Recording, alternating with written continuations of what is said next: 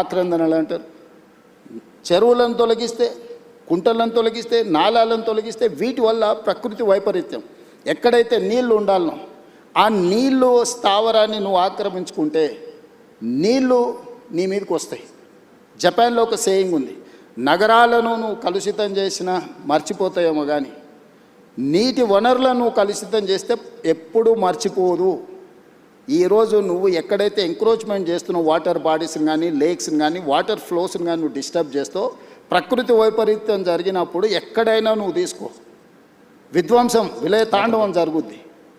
So నువ్వు నగరంలో రోడ్లు ఆక్రమించుకున్నా, లేకపోతే ఇంకేదైనా ఆక్రమించుకున్నా, గవర్నమెంట్ ల్యాండ్స్ ఆక్రమించుకున్నా ప్రకృతి నిన్ను క్షమిస్తుందేమో కానీ చెరువులు, కుంటలు, నాలలు, నదులను ఆక్రమించుకుంటే ప్రకృతి నిన్ను క్షమించదు. ప్రకృతి ప్రకోపించిన రోజు ఏది మిగలదు. సో మీ విజన్ డాక్యుమెంట్లో భాగమే హైడ్రా కావచ్చు, హిల్ట్ పాలసీ కావచ్చు.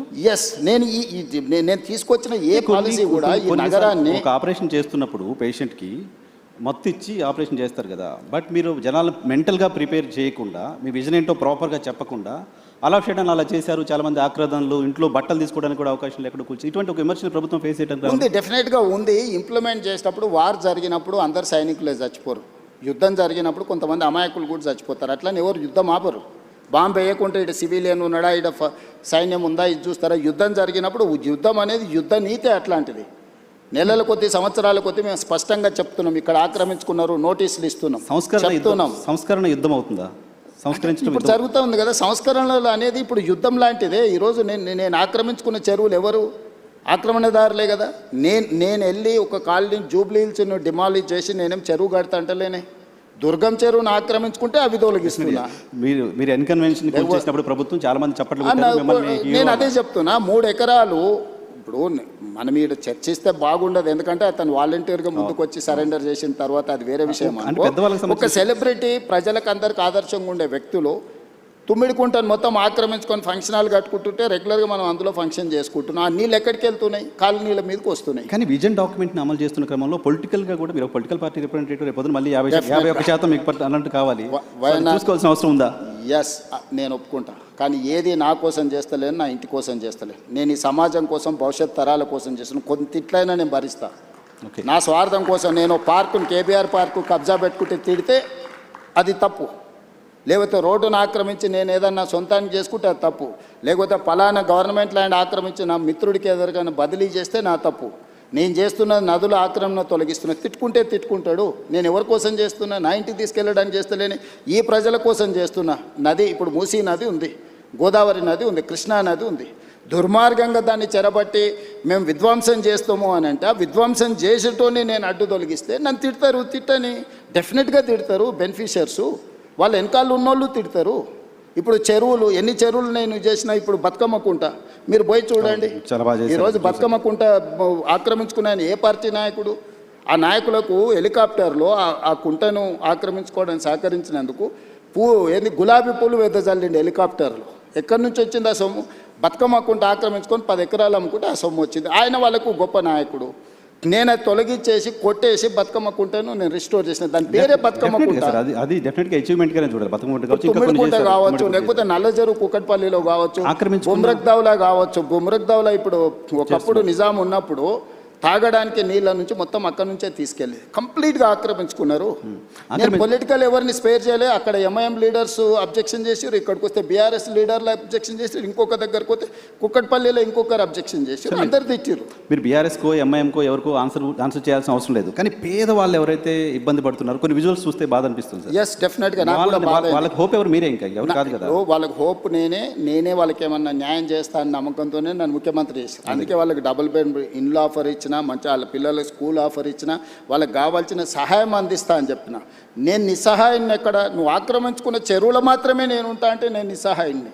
ఓకే, నేను స్పష్టంగా చెప్తున్నా. మూసీ నదిని ఆక్రమించుకున్న వాళ్ళకి నేను క్లియర్గా చెప్తున్నారు, మీకు ఇల్లు కట్టిస్తా, స్కూల్ కట్టిస్తా, హాస్పిటల్ కట్టిస్తా, మీకు ఆర్థిక సహాయాన్ని అందిస్తా, మీరు వ్యాపారం చేసుకోండి, మీ పిల్లల్ని చదివించుకోండి, వాళ్ళ భవిష్యత్తు తీర్చిదిద్దుకోండి, ప్రభుత్వం ఉదారంగా ముందుకు వచ్చి మిమ్మల్ని ఆదుకుంటుందని చెప్తే లేదు మేము మూసీలనే ఉంటాము అని వాళ్ళని కొంతమంది పరోక్షంగా ప్రోత్సహిస్తారు. ఓకే, నేను అది కూడా చెప్పిన. అదే ఏరియాలో మీకు ఉద్యోగ ఉపాధి అవకాశాలు ఉంటే ప్రభుత్వ భూమి తీసి మీకు ఇండ్లు కట్టిస్తానే స్వామి.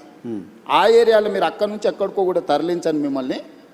ఏ ఏరియాలో అయితే మూసీ నదిలో ఎవరు మూసీలో బతకాలని కోరుకోరు. అంతే కదా, స్మెల్తో ఈరోజు వైఎన్ఆర్ నిన్న ఒక క్వశ్చన్ అడుగుతా. గంగా పేరు మీద, యమున పేరు మీద, సరస్వతి పేరు మీద, ఇట్లాంటి గోదావరి పేరు మీద, కావేరి పేరు మీద, కృష్ణా పేరు మీద, అన్ని నదుల పేర్ల మీద ఆడపిల్లలు పెట్టుకున్నారా తల్లిదండ్రులు? ఏ తల్లిదండ్రులైనా మూసీ పేరు పెట్టుకున్నారా? మూసీ కూడా నదే కదా. మూసీ నది బిడ్డ పేరు ఎవరైనా పెట్టుకున్నారా? ఎందుకు? పొల్యూటెడ్ మూసీ అంటేనే మురికి పర్యాయ పదంగా మార్చిండ్రు. దీనికి కారణం ఎవరు? గత పాలకులు కాదా? మూసీ కూడా గొప్పగా ఉండాలని నేను స్వప్నం, నా కళ. నేను గొప్ప నదిని నేను ఈ నగరానికి ఇవ్వాలనుకుంటున్నా. నేరం ఎట్లయిద్ది? ఓకే, గతంలో ఎవరు చేసినా నేరమే. ఇప్పుడు సో ఇప్పుడు ఆ నేరాన్ని సరిదిద్దాలనుకుంటున్నా.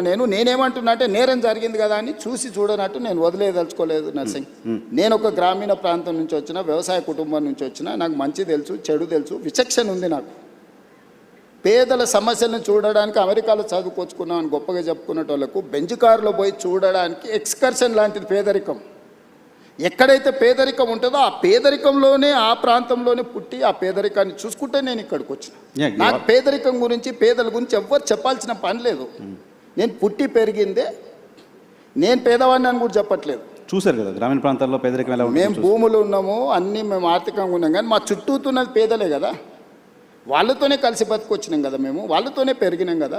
ఓకే, ఎంప్లాయ్మెంట్ కూడా గడిచిన ఎన్నికల్లో మిమ్మల్ని మీరు రాష్ట్రం అంతా, తెలుగుదేశంలో ఉన్న, కాంగ్రెస్ పార్టీలో ఉన్న రాష్ట్రం అంతా చాలా పర్యటనలు చేశారు, చాలా మందికి చేయగలిపి ఉంటారు.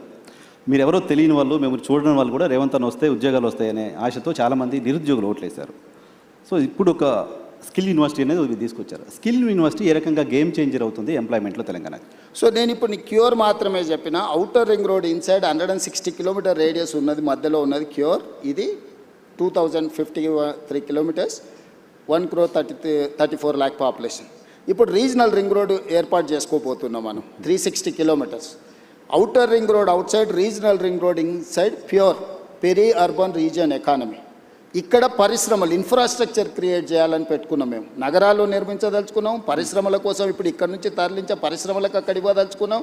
మన దగ్గర చదువుకున్న నిరుద్యోగులకు సాంకేతిక నైపుణ్యాన్ని నేర్పి ఉద్యోగ ఉపాధి అవకాశాలు ఇవ్వదలుచుకున్నాం. ఇలా జీసీసీ సెంటర్స్ వచ్చినా, డేటా సెంటర్స్ వచ్చినా, ఐటీ సంస్థలు వచ్చినా, ఇతర పరిశ్రమలు వచ్చినా, వీటన్నిటినీ పెరీ అర్బన్ రీజియన్ ఎకానమీలో మనము అంటే ఇక్కడ ఫెసిలిటేట్ చేయదలుచుకున్నాం. రీజనల్ రింగ్ రోడ్ అవుట్ సైడ్ అది ఆల్మోస్ట్ ఒక 10,000 స్క్వేర్ కిలోమీటర్స్ ఉంది peri urban. Regional ring road out సైడ్ తెలంగాణ ఇంకొక 1,00,000 స్క్వేర్ కిలోమీటర్లు ఉంది.